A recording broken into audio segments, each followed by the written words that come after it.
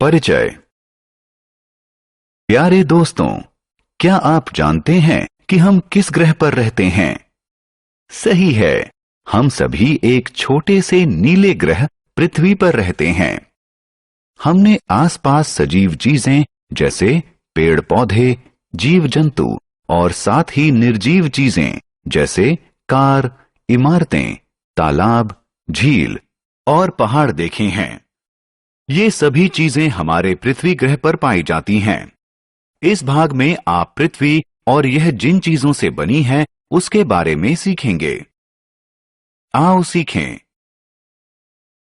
पृथ्वी के विभिन्न भागों का वर्णन करना, जलप्रपातों को परिभाषित करना, पहाड़, पर्वत, जमीन, घाटी और मैदान को पहचानना, पृथ्वी को बचाने के विभिन्न तरीकों को बताना।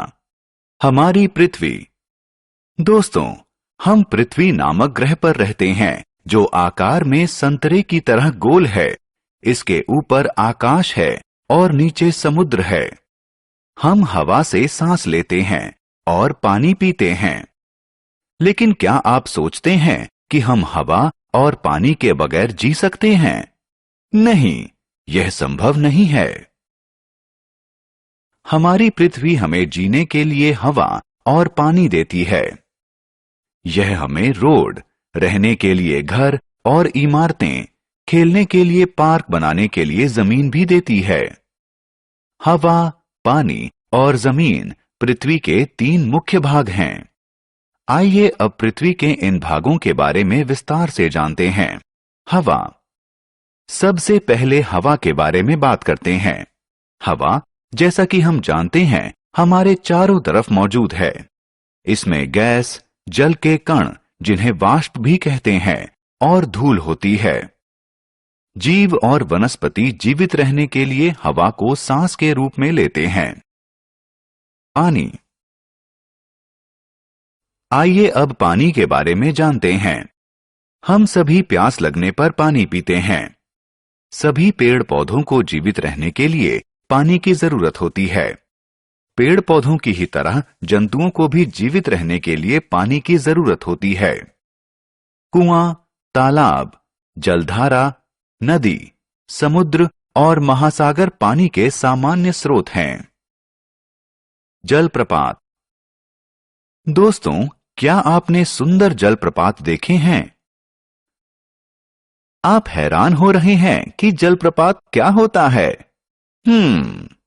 दरअसल किसी नदी या धारा का पानी जब किसी पहाड़ी या पर्वत से नीचे गिरता है तो वह जलप्रपात बन जाता है। झील। दोस्तों, इसे देखें, यह झील है। चारों तरफ जमीन से घिरी विशाल जल राशि को झील कहते हैं। आओ खेलें। सही गलत पर क्लिक करें।